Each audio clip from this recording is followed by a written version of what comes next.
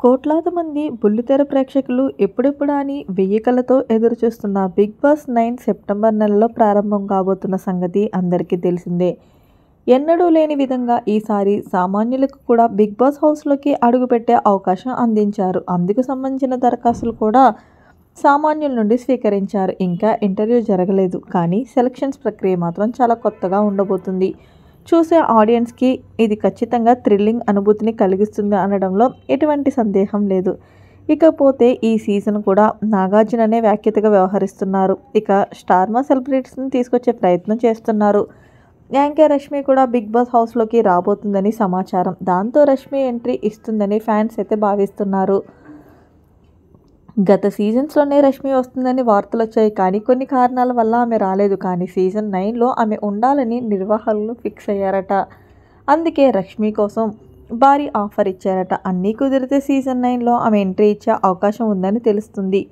ఈసారి big boss rules కూడా change అవుతున్నాయని తెలుస్తుంది. నాగార్జున కూడా ఫీడ్బ్యాక్ తగ్గట్టుగానే తన హోస్టింగ్ పద్ధతిని మార్చుకోవడానికి సిద్ధమయ్యారట. అంతకుముందు సీజన్స్ నాగార్జున ఎపిసోడ్ని చూసి హోస్టింగ్ చేసేవాడు, కానీ ఈ సీజన్ ఇట్లా మాత్రం ఆయన ఎపిసోడ్స్ చూడకుండా టీం ఇచ్చిన స్క్రిప్ట్స్ని బట్టి హోస్టింగ్ చేశారని సోషల్ మీడియాలో నెటిజన్స్ అయితే అంటున్నారు. ఇకపోతే ఈ సీజన్ చాలా కొత్తగా ఉండబోతుందంట. కంటెస్టెంట్స్కి చాలా కఠినమైన రూల్స్ కూడా పెట్టబోతున్నారని టాక్ అయితే వస్తుంది. ఫుడ్ వేస్ట్ విషయంలో మొదటి నుండి బిగ్ బాస్ టీం చాలా కఠినంగా వ్యవహరిస్తూ వచ్చింది. ఈ సీజన్లో మరింత కఠినంగా వివరించబోతుందంట. ఎవరైనా ఆహారాన్ని అనవసరంగా వృధా చేస్తే డైరెక్ట్గా నామినేషన్ చేస్తారని అంటున్నారు. అలా ఆ కారణం చేత 3 సార్లు కంటే ఎక్కువగా నామినేట్ అయితే నేరుగా ఎలిమినేట్ చేస్తారని అంటున్నారు.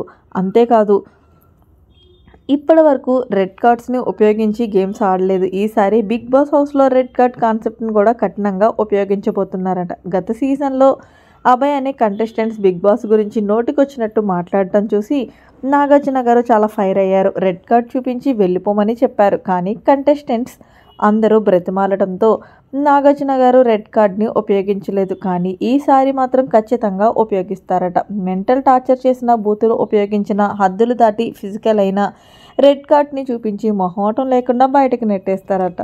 గత సీజన్లో నిఖిల్ గౌతమ్ మధ్య జరిగిన గొడవలకు రెడ్ కార్డ్ ఇచ్చి పంపించేయచ్చు.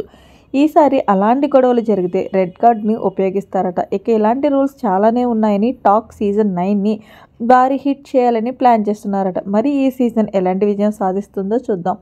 మరిన్ని లేటెస్ట్ అప్డేట్స్ కోసం మన ఛానల్ని ఇప్పుడు సబ్స్క్రైబ్ చేసుకోండి. Thanks for watching. Bye. Have a nice day.